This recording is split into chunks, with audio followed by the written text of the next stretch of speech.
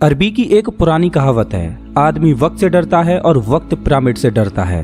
तभी तो 4,500 से ज्यादा साल गुजर गए, लेकिन गीजा का ग्रेट पिरामिड वक्त की मार झेलते हुए जैसा का तैसा खड़ा है। इतने लंबे समय में वक्त भी इसका कुछ नहीं बिगाड़ पाया। दुनिया के प्राचीन 7 अजूबों में से सिर्फ गीजा का एक महान पिरामिड ही बचा है।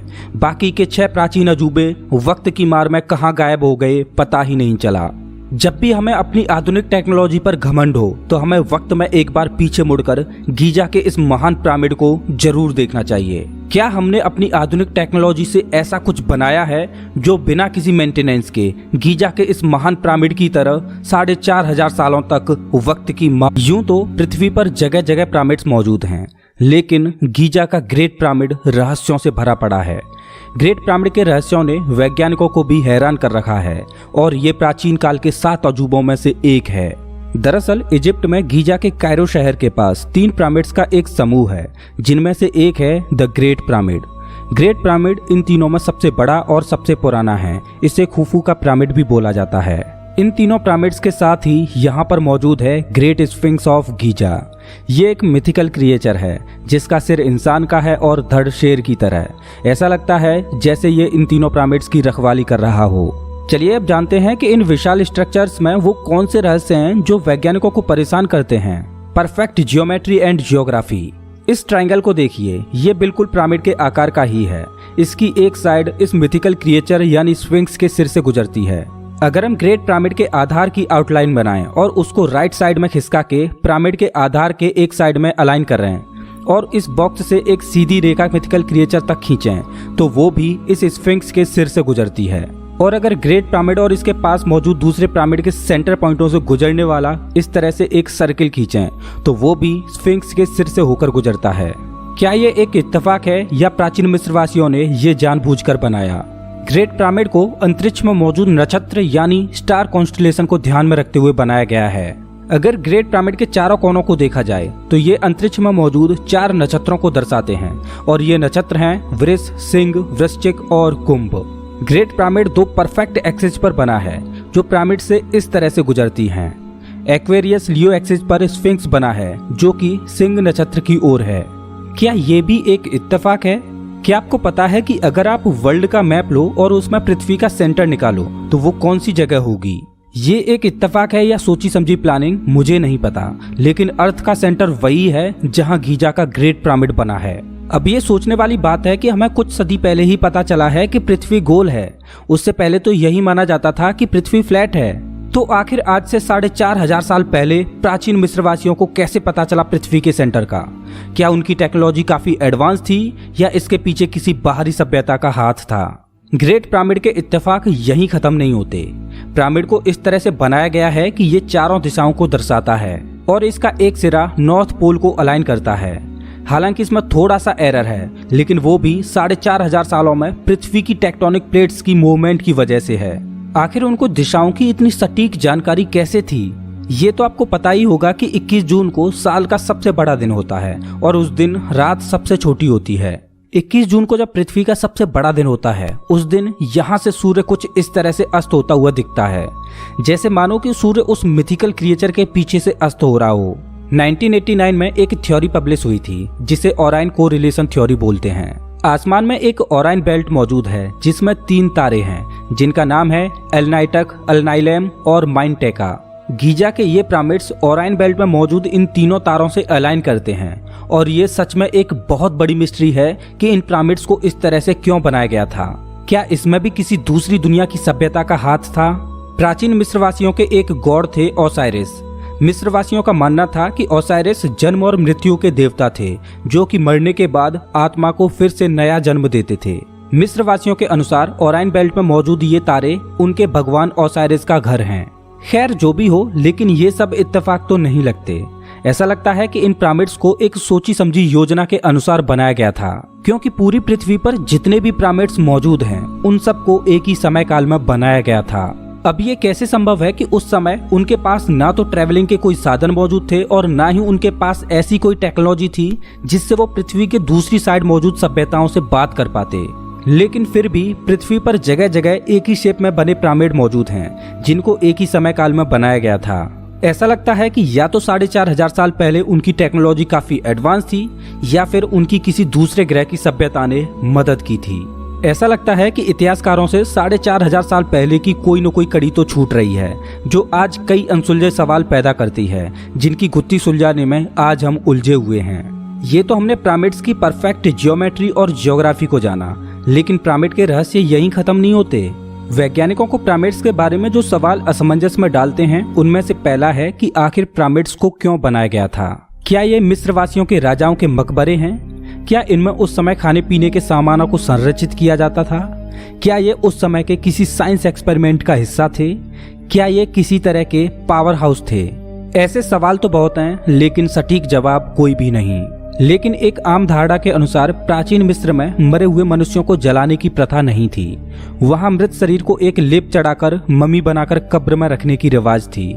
उस लेप की वजह से वे हजारों सालों तक सुरक्षित रह सकते थे। दरअसल प्राचीन मिस्रवासी ऐसा इसलिए करते थे क्योंकि उनका मानना था कि मरने के बाद भी इंसान का जीवन चलता रहता है। इसी वजह से उनके शवों के साथ वे लोग खाने पीने की वस्तुएं, कपड़े, गहने, बर्तन, हथियार, जानवर, वो सारी चीजें जो जीवन यापन के लिए जरूरी होती हैं, वो सब उनके साथ रखते थे। ऐसा माना जाता है कि मिस्र के पिरामिड मिस्र के प्राचीन राजाओं की कब्र हैं, जिनमें उनको मम्मी बनाकर दफनाया जाता था, और द ग्रेट पिरामिड मिस्र के राजा खुफू की कब्र है। चलिए मान लेते हैं कि मिस्र के पिरामिड वहां के प्राचीन राजाओं के मकबरे हैं, लेकिन सवाल यह है कि मिस्र में जितने भी पिरामिड हैं, उनमें आज तक किसी भी पिरामिड में कोई भी मम्मी क्यों नहीं मिली? मम्मी तो छोड़ो, वहां पर आज तक कोई भी ताबूत नहीं मिला। इससे ये तो साबित होता है कि पिरामिड्स मकबरे तो नहीं हैं, बल्कि वो कुछ और ही हैं, और उनको बनाने के पीछे कुछ और ही मकसद था। जितना ये सवाल रहस्यमयी है कि आखिर पिरामिड्स को क्यों बनाया गया था, उससे भी कहीं ज्यादा रहस्यमयी सवाल है कि आखिर पिरामिड्स को कैसे बनाया गया था। और इस सवाल का जवाब हमारे पास आज भी नहीं है कि आखिर पिरामिड्स को कैसे बनाया गया था, क्योंकि भव्य पिरामिड का निर्माण उस दौर में हुआ था जब ना तो पहिए का आविष्कार हुआ था जिससे भारी भरकम पत्थरों को एक जगह से दूसरी जगह पर आसानी से पहुंचाया जा सके, और ना ही उस समय लोहे जैसी किसी धातु की खोज हुई थी जिनसे बने औजारों से वो भारी भरकम पत्थरों को काट सकते और तराश पाते।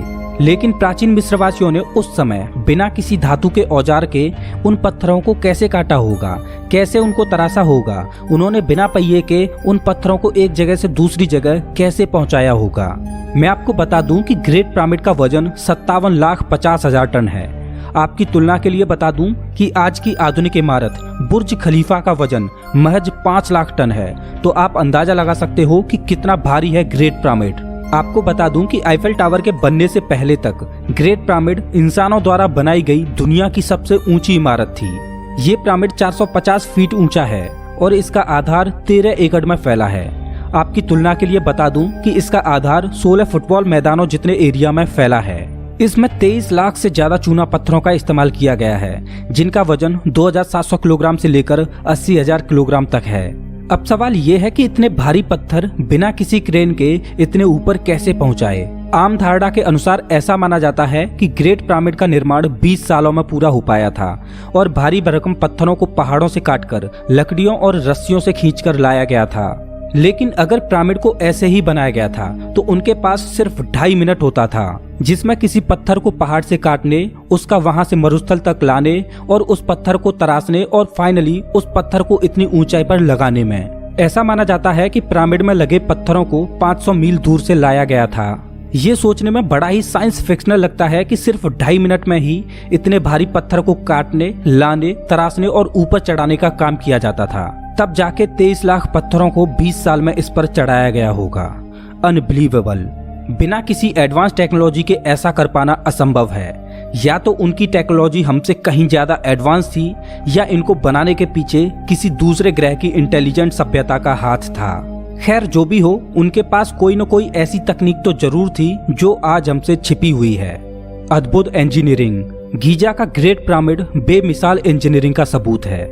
इसकी झुकी हुई त्रिकोणीय दीवारें जमीन से 52 डिग्री का एंगल बनाती हैं। इसके कमरे इतने कुशलता से बने थे कि अंदर जाने का कोई रास्ता न था। पिरामिड में जगह जगह पर टनल्स बने हुए हैं, लेकिन ये टनल क्यों बने हैं ये कोई नहीं जानता। पहले ऐसा माना जाता था कि इनको वेंटिलेशन के लिए बनाया गया होगा, जिससे इसमें हवा आसानी से आ जा सके। लेकिन जब इन टनल में रोबोट के द्वारा देखा गया तो पाया कि टनल तो बंद हैं। मतलब इसमें मौजूद टनल्स का इस्तेमाल वेंटिलेशन के लिए तो नहीं, लेकिन किसी खास मकसद के लिए किया गया होगा। ग्रेट पिरामिड में अभी तक केवल 3 चैम्बर्स को ही खोजा जा सका है। ऐसा नहीं है कि इसमें केवल 3 ही चैम्बर हैं, इसमें और भी चैम्बर्स मौजूद हैं, लेकिन हमने अभी तक इसके सिर्फ 3 ही चैम्बर्स को डिस्कवर किया है, जिसमें सबसे नीचे वाला है बेस चैम्बर, बीच वाला है क्वींस चैम्बर और सबसे ऊपर वाला है किंग्स चैम्बर। ग्रेट पिरामिड की उत्तरी और दक्षिणी दीवारों पर 2 छोटे छोटे शाफ्ट बनाए गए हैं, जिसमें दक्षिणी दीवार की शाफ्ट ओराइन बेल्ट की ओर है और उत्तरी शाफ्ट रैंडमली उत्तर दिशा के आसमान में है। 2011 में क्वींस चैम्बर में एक रिमोट कंट्रोल कैमरा को भेजा गया तो उसने देखा कि सामने रास्ता बंद है, लेकिन सामने मौजूद पत्थर में एक मेटल की इस तरह की पिन लगी हुई थी। वैज्ञानिकों को लग रहा था कि इसके पीछे एक और चैम्बर हो सकता है। जब उन्होंने उस पत्थर में एक छोटा सा होल किया जिसमें से एक छोटे रोबोट को भेजा गया तो रोबोट में लगे कैमरे ने एक फोटो खींचा, जो अभी आप अपनी स्क्रीन पर देख सकते हो। लेकिन इसके बाद वो कैमरा काम करना बंद कर गया और आगे की एक्सप्लोरेशन अधूरी रह गई। तब से लेकर अब तक वहाँ की गवर्नमेंट फर्दर एक्सप्लोरेशन के लिए किसी को भी अलाउ नहीं करती। वहाँ की गवर्नमेंट को लगता है कि कहीं ऐसा ना हो कि अगर पिरामिड की गुत्थी सुलझ गई तो वहाँ पर टूरिस्ट का आना कम हो जाए। लेकिन ये तो तय है कि ग्रेट पिरामिड में बहुत से रहस्य ऐसे हैं जो अभी तक हमसे छिपे हुए हैं। हो सकता है कि अगली बार एक्सप्लोरेशन में वो हमारे सामने आ जाएं। चलिए अब ग्रेट पिरामिड के बारे में कुछ मजेदार फैक्ट्स को जानते हैं। ये पिरामिड भूकंपरोधी है, मतलब इसको इस तरह से डिजाइन किया गया है कि ये तेज भूकंप के झटकों को भी झेल सकता है और ये 4,500 सालों से तेज भूकंपीय कंपनों को झेलता आ रहा है। ऐसी शॉक प्रूफ टेक्नोलॉजी आज से 4,500 साल पहले असंभव लगती है। सिर्फ भूकंप ही नहीं बल्कि इसके पत्थरों को इस तरह से लगाया गया है कि ये हीट एक्सपेंशन को भी झेल सकते हैं। हैरानी की बात यह है कि इसमें पत्थरों के बीच जॉइंट इस तरह से लगाए गए हैं जिनमें एक ब्लेड को भी नहीं घुसाया जा सकता। अकेला ग्रेट पिरामिड ही रहस्यमय नहीं है, बल्कि उसके पास बना ये mythical creature the great sphinx भी बहुत से रहस्यों को दबाए हुए है। अगर इतिहास की कोई सबसे बड़ी मूर्ति है तो वो यही है, जो कि 73.5 मीटर लंबी है और ये 20 मीटर ऊंची है। आपको जानकर हैरानी होगी कि इसको पिरामिड की तरह अलग अलग पत्थरों से नहीं बल्कि एक ही बड़े पत्थर में से इस मूर्ति को तराशा गया है। दरअसल पिरामिड का रेगिस्तानी इलाके में होने की वजह से हजारों सालों से ये मूर्ति रेत में दफन थी। जमीन पर सिर्फ इसका ऊपरी सिरा ही दिखाई देता था, लेकिन साल 1900 में इसके आसपास से रेत को हटाया गया और इसकी पूरी शेप लोगों के सामने आई। साल 1995 में जब इस स्टैचू को रिनोवेट किया जा रहा था तब वर्कर्स ने एक्सीडेंटली इसके नीचे टनल्स को डिस्कवर किया जो कि सीधे इसके नीचे जा रहे थे। ऐसा माना जाता है कि जब इस स्टैचू को बनाया गया होगा तब ये कुछ ऐसा दिखता होगा, लेकिन हजारों सालों से आए कुछ बदलावों की वजह से ये कुछ ऐसा हो गया है। आपको जानकर हैरानी होगी कि ग्रेट पिरामिड के अंदर एक नेचुरल एसी है, मतलब इसके अंदर साल के 12 महीने 20 डिग्री सेल्सियस तापमान बना रहता है। जैसा कि हम जानते हैं कि गीजा का पिरामिड रेगिस्तानी इलाके में बना है जहां भीषण गर्मी रहती है, लेकिन फिर भी इसके अंदर का तापमान आइडियल रहता है। क्या आपको पता है कि 12वीं सदी के अंत में इजिप्ट के एक सुल्तान अल अजीज ने गीजा के पिरामिड्स को तोड़ने की कोशिश की थी। अब ये तो सुल्तान ही जाने कि वो ऐसा क्यों करना चाह रहा था, लेकिन लगातार 8 महीनों तक जिन वर्कर्स ने पिरामिड्स को तोड़ने की कोशिश की थी उन्होंने 8 महीनों में इस पिरामिड को इतनी क्षति पहुंचाई थी। वो मुश्किल से एक दिन में 1 या 2 पत्थर ही निकाल पाते थे। फाइनली 8 महीनों बाद हार मानकर अल अजीज ने अपना फैसला बदल दिया और पिरामिड को तुड़वाना बंद कर दिया। आपको बता दूं कि ये पिरामिड ग्रेट पिरामिड के पास बना छोटा वाला पिरामिड है। वैसे अच्छा हुआ कि अल अजीज ने अपना फैसला बदल दिया, नहीं तो उसका सारा जीवन निकल जाता, लेकिन फिर भी ये पिरामिड्स टूटने वाले नहीं थे। हालांकि उसकी इस कोशिश ने मेनकायर के पिरामिड पर यह बड़ा सा गड्ढा बना दिया। Power plant theory. पिरामिड्स पर दी गई एक मॉडर्न थ्योरी के अनुसार ऐसा माना जाता है कि पिरामिड का इस्तेमाल इलेक्ट्रिसिटी बनाने में किया जाता था। इस थ्योरी के अनुसार ये कोई मकबरे नहीं बल्कि बड़े बड़े पावर प्लांट थे जिनसे इलेक्ट्रिसिटी जनरेट की जाती थी और इस इलेक्ट्रिसिटी का उपयोग पूरे मिस्र में किया जाता था। इजिप्ट में एक मंदिर है जिसका नाम है डेंडेरा लाइट कॉम्प्लेक्स। ये इजिप्ट के सबसे रहस्यमयी मंदिरों में से एक है। वैसे तो इस मंदिर में काफी रहस्यमयी आर्ट छिपी हुई हैं। उन्हीं में से एक है ये आर्ट। इसे डेंडेरा लाइट बोला जाता है। ये तस्वीर देखने में आधुनिक लाइट बल्ब की तरह दिखती है। अगर ये एक लाइट बल्ब की तस्वीर है तो डेफिनेटली प्राचीन इजिप्ट में इलेक्ट्रिसिटी मौजूद थी, जो कि बड़े बड़े पावर प्लांट यानी पिरामिड से आती थी। क्या पिरामिड्स का निर्माण इलेक्ट्रिसिटी को जनरेट करने के लिए किया गया था? Eric von Daniken theory. Eric von Daniken ने एक किताब लिखी थी जिसका नाम था चैरियट्स ऑफ द गॉड्स। इस किताब में एरिक वॉन डैनिकन ने एक अलग ही थ्योरी दी थी। एरिक के अनुसार पिरामिड्स का निर्माण इंसानों ने नहीं बल्कि दूसरे तारामंडल से आए परग्रही जीवों ने किया था। एलियंस ने ही अपनी एडवांस टेक्नोलॉजी के द्वारा परफेक्ट ज्योग्राफी और ज्योमेट्री को देखते हुए अपनी आधुनिक मशीनों से इन पिरामिड्स का निर्माण किया था। दरअसल इतने भारी भरकम पिरामिड्स एलियंस की वैज्ञानिक परीक्षण करने के लिए प्रयोगशालाएं थीं, जिनमें वो अपने वैज्ञानिक परीक्षण करते थे।